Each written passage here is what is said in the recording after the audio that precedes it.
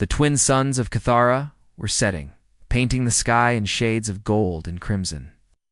Their light struck the tall crystal towers that rose from the valleys below, breaking into thousands of rainbow colors that danced across the peaceful landscape.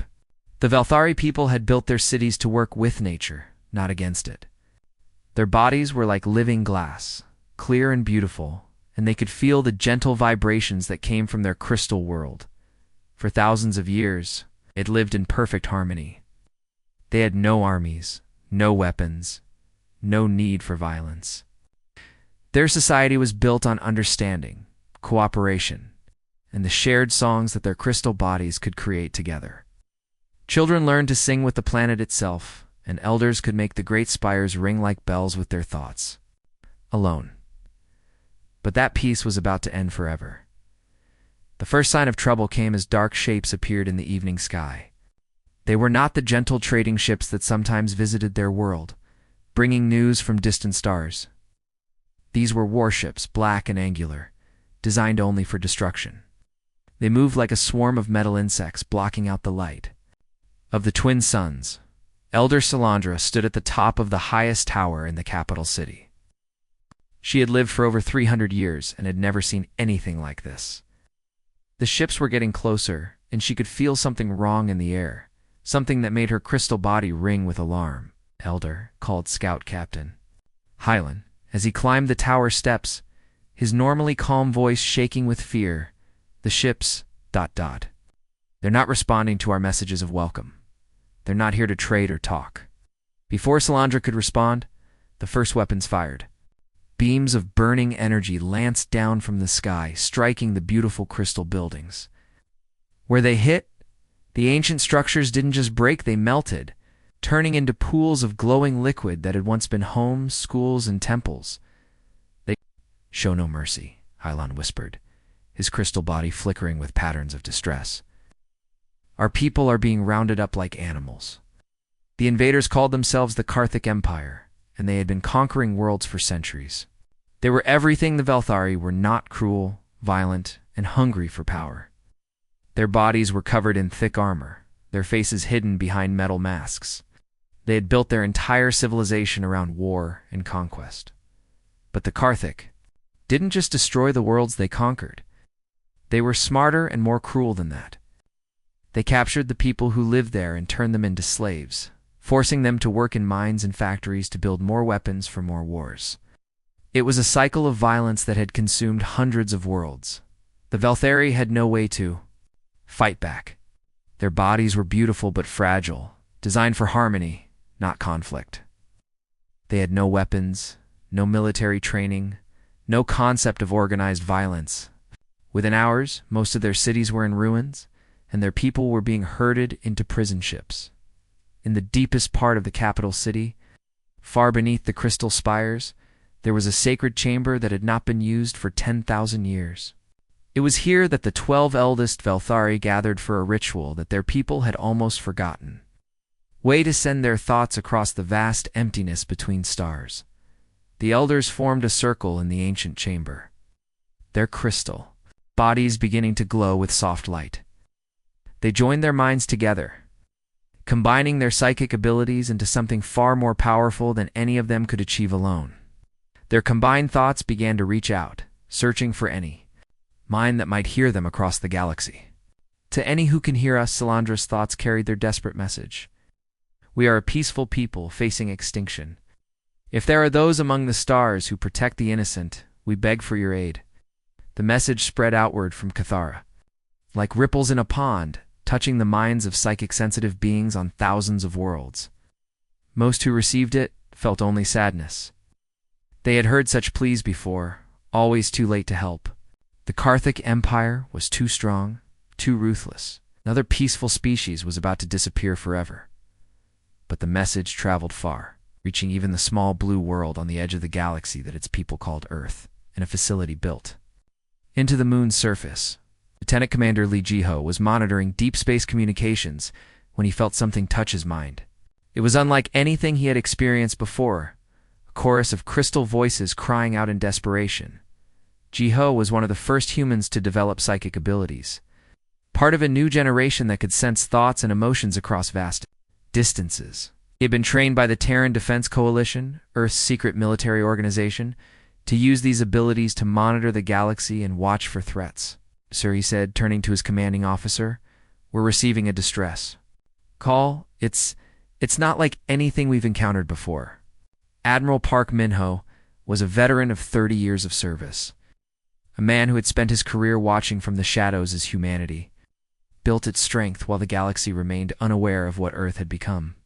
He studied the translated message, his weathered face growing hard with each word. "How long until we can have a response fleet ready?" he asked. "The 7th Fleet is already on standby, sir. Admiral Kim Salmon can have her ships moving within 6 hours." Park nodded grimly. The galaxy was about to learn what happened when they preyed on the innocent. Admiral Kim Salmon stood on the bridge of her flagship, the TDF Indomitable, watching the strange colors of hyperspace swirl past the windows. The lights moved like liquid rainbows, beautiful but alien, reminding everyone aboard that they were traveling between the stars at impossible speeds. Behind her ship, 86 other vessels cut through the void, the largest and most powerful fleet that humanity had ever sent into deep space. Salmon was 42 years old, with short black hair and sharp, intelligent eyes that missed nothing. She had earned her position as admiral through years of brilliant tactical thinking and a reputation for never backing down when innocent lives were at stake. The crew respected her not just because she was their commander, but because they knew she would never ask them to do something she wouldn't do herself. "Ma'am," called Navigation Officer Choi Daeon from her station. "We're still 12 hours away from the Cathara system." Salmon nodded, her eyes moving across the tactical displays that surrounded her command chair. Each screen showed different information about their mission ship positions, weapon status, intelligence reports. She had been studying these displays for hours, memorizing every detail that might help save the Crystal people who had called for help. "What do we know about the enemy?" she asked. Intelligence Officer Captain Han Wusong stepped forward, holding a tablet that glowed with the latest information their scout ships had gathered. "Our advanced scouts have been watching the Karthik communications for the past 18 hours. They're treating this like any other easy conquest. They have no idea we're coming." "How many ships do they have?" "About 200 vessels, Admiral. They have everything from massive battleships to smaller troop transports. They've arranged themselves in their standard pattern some ships control the space around the planet, others are bombing the surface, and the rest are loading up slaves." Salmon allowed herself a small, cold smile. The Karthik had built their empire by assuming that most species would either run away or give up when faced with a larger force. They had never fought an enemy that used different tactics, an enemy that could turn their own size against them. "And our ships?" 87 vessels, Admiral. We're outnumbered, but ... Captain Han's expression matched his commander's confidence. They've never faced human technology. The human fleet was the result of decades of secret development. While most of the galaxy had stopped advancing their military technology, content with what they had, humanity had been quietly innovating. They had developed stealth systems that could hide entire fleets from enemy sensors, kinetic weapons that could punch through any known shielding, and electromagnetic pulse systems that could disable enemy ships without destroying them completely. "Commander," young Hannah, Salmon, called to her tactical officer, "remind me about Karthik fighting methods." The young woman's fingers moved quickly across her control panel, bringing up detailed reports about their enemies. "They use energy weapons and standard shields, Admiral. Their tactics are simple. They just try to overwhelm enemies with more ships and bigger guns. They've never fought anyone who could match their technology." "Or beat it," Salmon said quietly. "Communications. I want to talk to all ship commanders." The bridge became silent as the main screen lit up with dozens of faces. These were the captains and commanders of the human fleet, each one responsible for their own ship and crew. Captain Yu Yemen commanded the Retribution Commander Park. Haijin led the Silent Thunder, and dozens of others, all veterans who had fought against aggressive alien species before. "Ladies and gentlemen," Admiral Salmon began, her voice carrying the authority of someone who had earned the right to command, "in 8 hours, we will arrive at Kethera. What we do there will send a message to every predator species in the galaxy. The Velthari called for salvation. You're about to learn that sometimes salvation comes with a price for those who would harm the innocent. She paused, looking at each face on the screen. These were her people, men and women who had chosen to serve in humanity's secret fleet, knowing that their work might never be recognized or celebrated. They fought not for glory or conquest, but because someone had to stand between the innocent and those who would destroy them. The Karthic Empire has conquered 400 worlds, she continued. They've enslaved billions of beings, destroyed countless civilizations, and spread fear across the galaxy. They do this because they believe no one will stop them. Today, they learned they were wrong. Tactical displays showed the human fleet's true capabilities. Each ship was equipped with weapons and technology that the galaxy had never seen. Humanity had learned from every conflict, every battle, constantly improving their methods and equipment. They had watched the Karthic Empire grow, studied their tactics, and prepared for this moment. Remember, Soman said, her voice becoming harder, we're not just fighting for the Velthari. We're fighting for every peaceful species that has ever been destroyed by bullies and conquerors. We're showing the galaxy that there are consequences for harming the innocent. The hyperspace tunnel began to shift, indicating that they were approaching their destination. Soon they would drop back into normal space, and the real work would begin.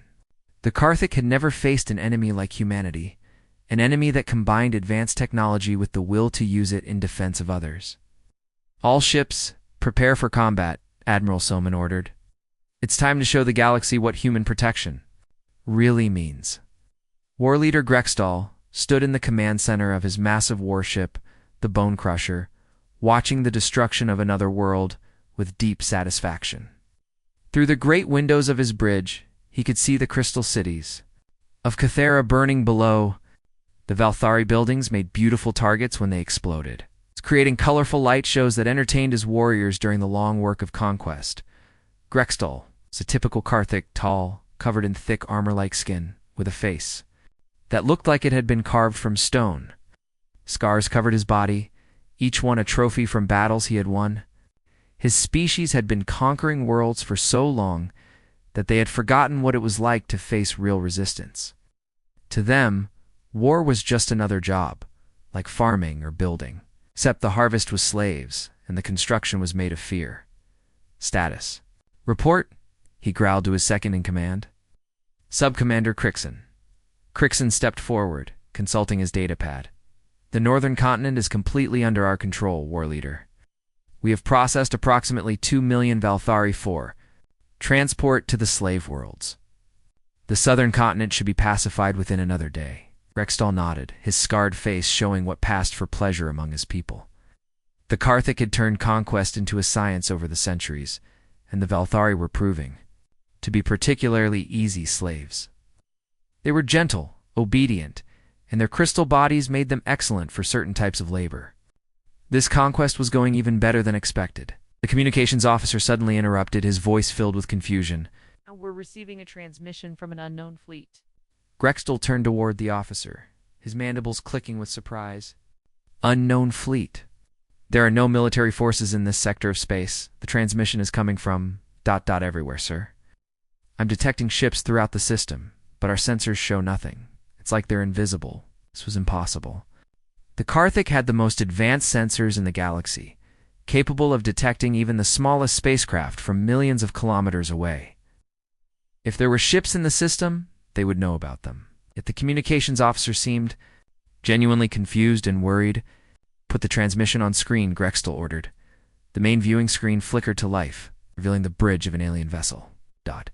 The design was unlike anything in the Karthic database clean lines.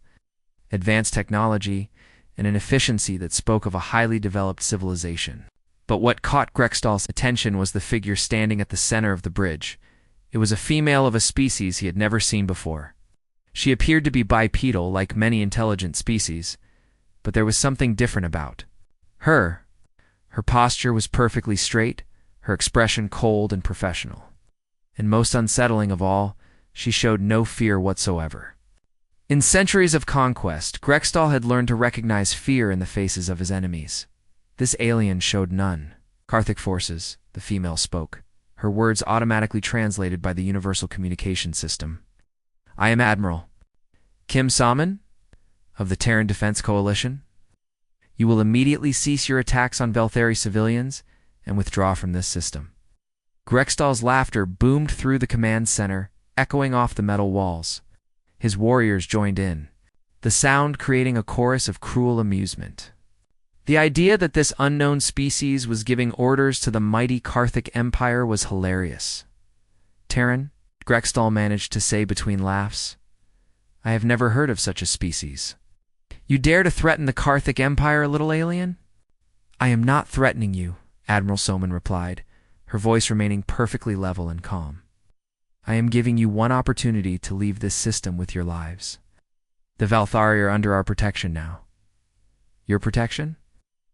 Amusement grew even greater. Little alien, you have no idea what you are dealing with. The Karthik Empire has conquered 400 worlds. We have enslaved billions of beings. We'll add your pathetic planet to our collection. The human admiral's expression did not change, but something in her eyes grew colder. I was hoping you would say that. Transmission ended, leaving Grextal staring at a blank screen. He turned to his tactical officer, his amusement fading slightly. Scan the system. Find these Terrans, and show them what happens to those who interfere with the Empire. Sir, the tactical officer said, his voice strained with disbelief. You need to see this. The tactical display came alive with hundreds of contact signatures. Ships were appearing throughout the system, not arriving from hyperspace, but simply materializing as if they had been there all along. Hidden from Karthik sensors by technology beyond their understanding.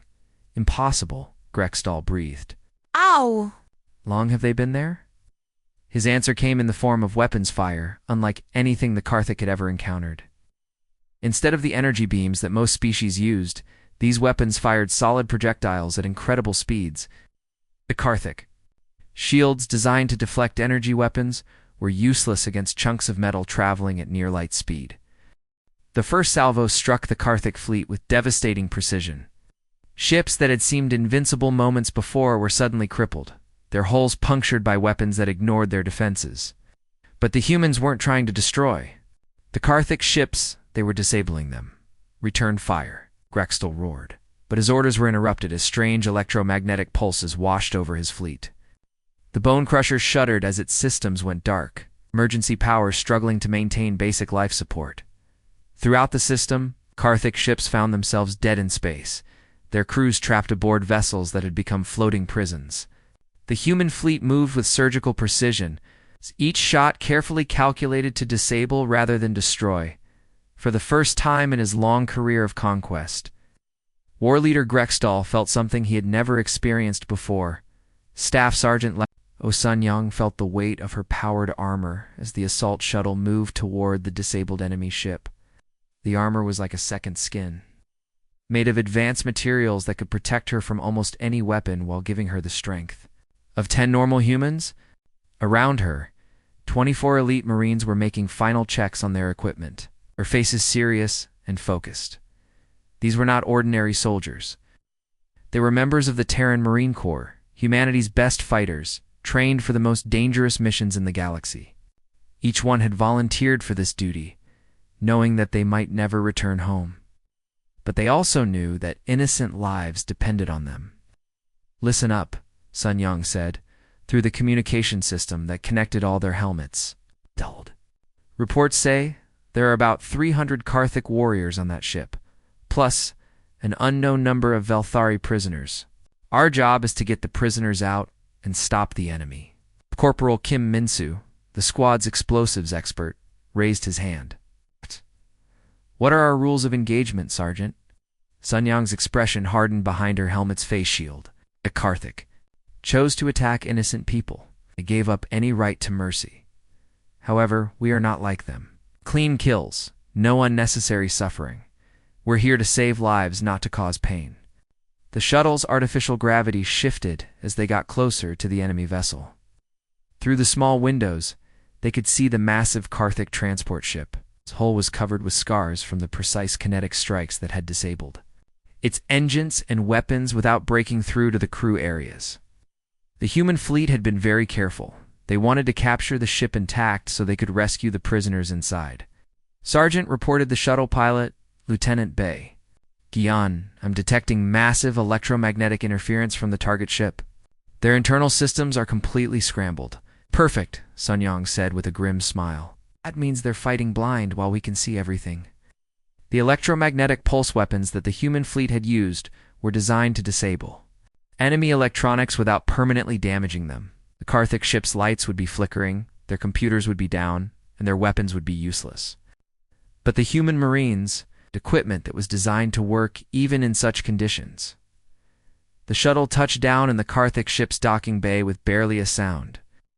The Marines moved out quickly and silently, their armor adapting to the ship's atmosphere and gravity.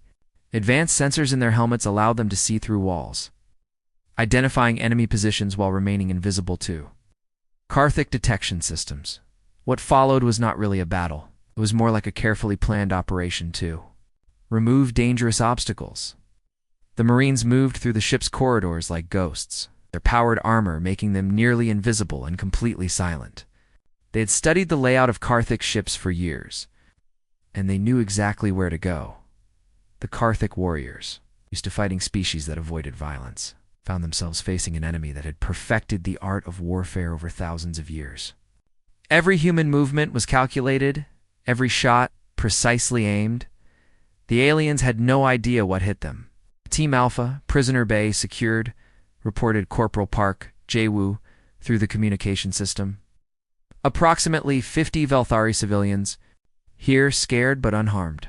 Team Beta, Engineering Section clear, added Corporal Lee Hunwoo. Karthik crew neutralized with minimal casualties. The word neutralized was military speak for defeated. The Marines were not cruel, but they were efficient. The Karthik who surrendered were captured alive. Those who continued to fight were stopped permanently. Meanwhile, on the planet's surface, other human forces were conducting similar operations. Captain Nam Ji-hoon led a ground assault team through the crystalline ruins of the main Velthari city. His special forces moved with the same deadly efficiency as the Marines in space, but their job was more complicated. They had to locate and free prisoners while fighting enemy forces in a destroyed city. Sir, reported Sergeant First Class Song Yuna, we've secured the primary detention facility. Over 10,000 Velthari freed, and the Karthik garrison has surrendered. Captain Name nodded, watching as his soldiers helped the crystalline beings to safety. The Velthari moved with obvious fear, their transparent bodies flickering with distress patterns. They had never seen anything like human warfare so controlled, so efficient, so completely different from the random violence of the Karthik medic. Called out Corporal Shin Dong-woo, kneeling beside a wounded Velthari elder. We need healing gel for crystalline physiology. Combat medic specialist Jung Soyeon rushed over, her medical equipment already analyzing the alien's unique biology. Don't worry, she said softly to the frightened being. You're safe now. We're here to help. The Velthari elder's form flickered with confusion. These humans fought with terrifying efficiency, destroying their enemies without hesitation. They showed genuine compassion for the innocent, treating wounds with gentle hands and speaking in soft voices. It was a contradiction that would puzzle the galaxy for years to come. Throughout the system, the pattern was the same. Human forces moved with precision and purpose, disabling Karthik resistance while carefully protecting civilian lives. They had come to save the Velthari. They would let nothing stop them from completing that mission. The galaxy was about to learn that. Humanity's protection came with a price, but that price was paid by those who chose to harm the innocent. 3 days after the battle, Admiral Kim So-min walked through the restored council chamber of the Velthari capital. The crystalline walls had been quickly repaired by human engineering teams. Wow. And their rainbow colors once again danced peacefully through the room. But the atmosphere was different now. There was a tension in the air that had not existed before the war. Elder Salandra approached slowly, her translucent body still flickering with patterns that showed her stress and confusion. Behind her, the other surviving members of the Velthari High Council watched the proceedings with mixed emotions. They were grateful to be alive, but they were also deeply unsettled by what they had witnessed. Admiral Kim Salandra said, her voice carrying the musical tones that were natural to her species, "We owe you a debt that can never be repaid. Your people saved us from extinction." "You owe us nothing," Salman replied with diplomatic politeness. "We came because it was the right thing to do." "But the cost." Salandra's form dimmed slightly, like a light being turned down. "We called for salvation, but what came was something we never imagined. Your species fights with an efficiency that terrifies us." Admiral Soman nodded thoughtfully. She had been expecting this conversation. The Velthari were a peaceful people who had never known war, and seeing human military efficiency had shaken them to their core. "Elder Salandra, may I ask you something? When the Karthik came to your world, did they show mercy to your children? Did they consider the pain they caused to your people?" "No," the elder replied quietly. "They showed no mercy at all." "Then you understand why we could show them none in return," Salman said gently. "The galaxy is full of predators, elder. They respect only strength, and they prey upon those who cannot defend themselves." At that moment, Communications Officer, Lieutenant Commander Jang Minjae approached the Admiral with a datapad. "Ma'am, we're receiving reports from across the galaxy. The surviving Karthik forces are spreading word about the battle. Multiple species are requesting information about humanity." Salman turned to him with interest. "What kind of reaction are we getting? Mixed, Admiral? Some species are expressing interest in diplomatic contact. Others," he paused, consulting his datapad, "others are mobilizing their fleets." "Let them come," Salman said quietly, but her words carried across the chamber. "The galaxy needs to understand that there are consequences for harming the innocent." Elder Salandra's form flickered with new patterns of confusion and concern. "Admiral, forgive me, but are you saying that humanity has appointed itself as protector of the galaxy?" "Not exactly," Salman replied, choosing her words carefully. "We didn't choose to be protectors. But when peaceful species like yours call for help, and when predators like the Karthik refuse to show mercy—" She paused, her expression becoming harder. "Someone has to draw the line." Meanwhile, in the depths of space, the surviving Karthik fleet was limping home. Their once mighty ships were damaged and barely functional, carrying with them stories that would spread throughout the galaxy like wildfire. War leader Grextel, now a prisoner aboard his own flagship, stared out at the stars through the small window of his cell. The proud Karthik commander had been reduced to a captive, his empire's reputation for invincibility shattered in a single day. He had sent a message to Karthik High Command, but he knew it would be hard for them to believe. "Sub-Commander," he called to Crixon, who was also in prison nearby. "Did you include everything in the message to High Command?" "Yes, War Leader. I told them about the humans, about their technology, about their fighting methods. I warned them that these Terrans are not to be underestimated." "And did you tell them about the contradiction?" Grextel asked. "How they fight like demons but protect the innocent like angels?" Crixon nodded solemnly. "I told them everything. Whether they will believe it or not is another matter." Back on Earth, Fleet Admiral Park Min-ho was reviewing the after-action reports from the Kethera operation. The mission had been a complete success, but more importantly, it had achieved its secondary objective, sending a message to the galaxy's predators. "Sir," reported his aide, Commander Lim Seojin, "we're receiving diplomatic requests from 47 different species.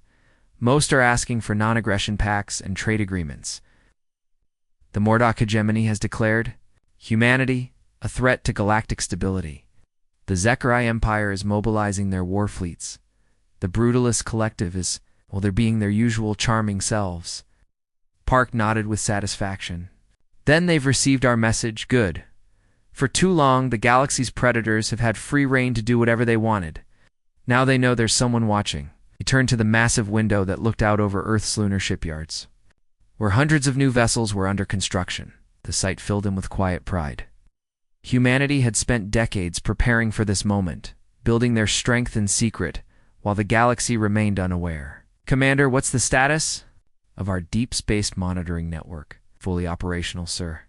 We have sensor platforms throughout the galaxy, monitoring for distress calls and aggressive actions. If another species calls for help, we'll know about it within hours." "Excellent. The galaxy wanted to know what humanity stands for. Now they know we stand for those who cannot stand for themselves. In the restored crystal cities of Cathara, the Velthari began the long process of rebuilding their civilization.